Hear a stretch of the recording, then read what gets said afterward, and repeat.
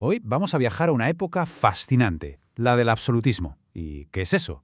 Pues en pocas palabras, una época donde una sola persona tenía, bueno, todo el control. Absolutamente todo. Justo eso, un gobernante cero límites. Esa frase, así de corta, resume a la perfección la idea que vamos a explorar hoy. El absolutismo, que fue el sistema político dominante en Europa durante un montón de tiempo, funcionaba así. Todo, pero todo el poder del Estado, o sea, crear leyes, hacer que se cumplan y juzgar a quien no lo hace, estaba concentrado en una sola persona, el rey o la reina.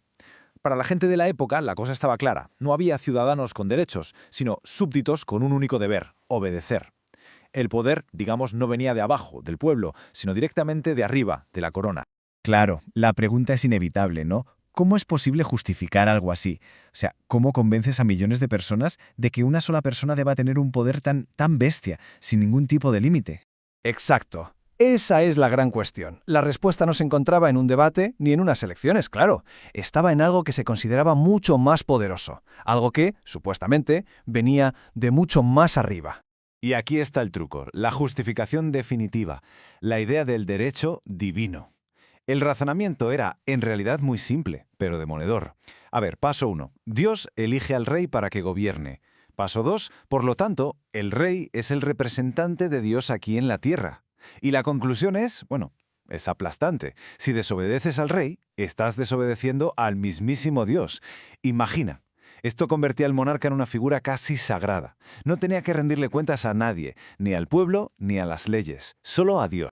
Vale, una vez que tienes la justificación perfecta, el siguiente paso es construir la máquina. Una enorme maquinaria de Estado para asegurarse de que ese control total llegara a cada rincón del reino.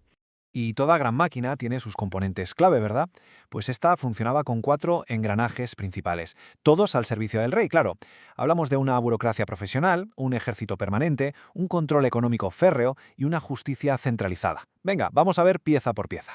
Para que nos hagamos una idea del cambio tan brutal que supuso esto, pensemos en lo que había antes, en el feudalismo. El poder estaba súper repartido entre un montón de nobles, cada uno con su castillo, sus soldados y sus propias leyes. Con el absolutismo, ¡puf!, todo eso desaparece. Se pasa a un estado totalmente centralizado. Un solo rey, un solo ejército para todo el reino y una sola ley para todos. El cambio fue de verdad radical.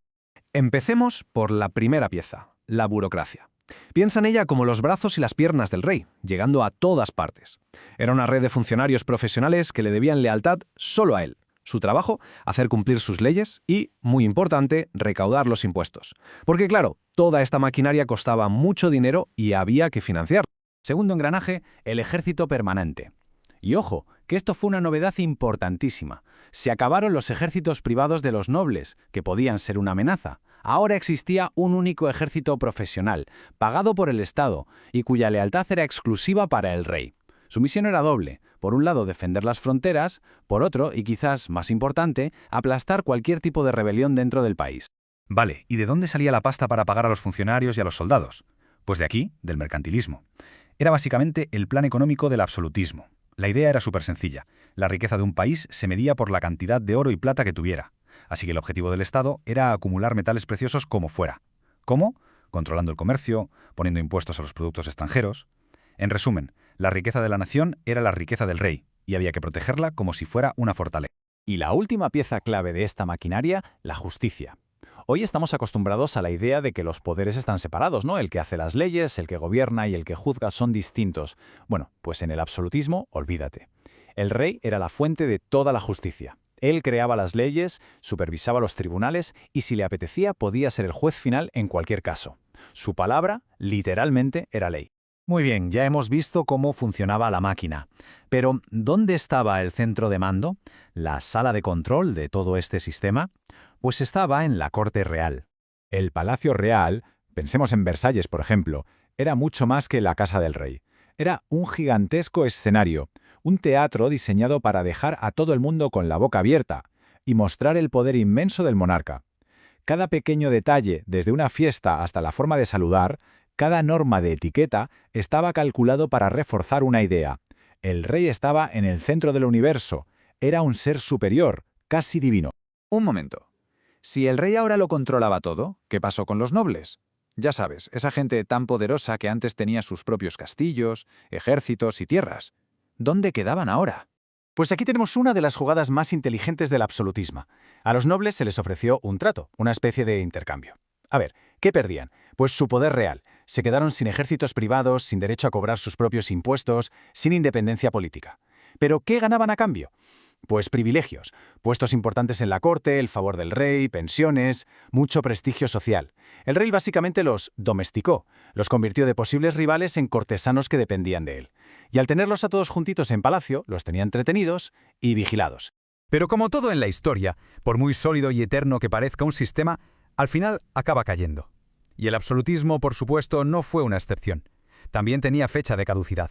Hacia finales del siglo XVIII, la máquina del absolutismo empezó a fallar. Fue como una tormenta perfecta. Por un lado, empezaron a extenderse ideas nuevas y revolucionarias, las de la Ilustración, que hablaban de cosas como la razón, la libertad y los derechos de las personas, ideas que chocaban de frente con lo del derecho divino. A eso se sumaron graves crisis económicas y un descontento social cada vez mayor. El cóctel era explosivo y finalmente estalló en forma de revoluciones, con una exigencia muy clara. El poder no debía ser de una persona, sino del pueblo. El resultado de todo esto fue un cambio histórico. El poder, ese poder absoluto que antes tenía el rey, se trasladó a la nación, al conjunto de los ciudadanos. Y de ahí nacieron los estados modernos que conocemos hoy, ya sean repúblicas o monarquías constitucionales, pero siempre basados en una constitución, en la separación de poderes y, sobre todo, en la idea de que la soberanía, el poder último, reside en el pueblo. Y toda esta historia nos deja flotando una pregunta que era fundamental entonces y que lo sigue siendo hoy en día. Si el poder no se divide, si no tiene frenos ni contrapesos, ¿qué o quién lo detiene?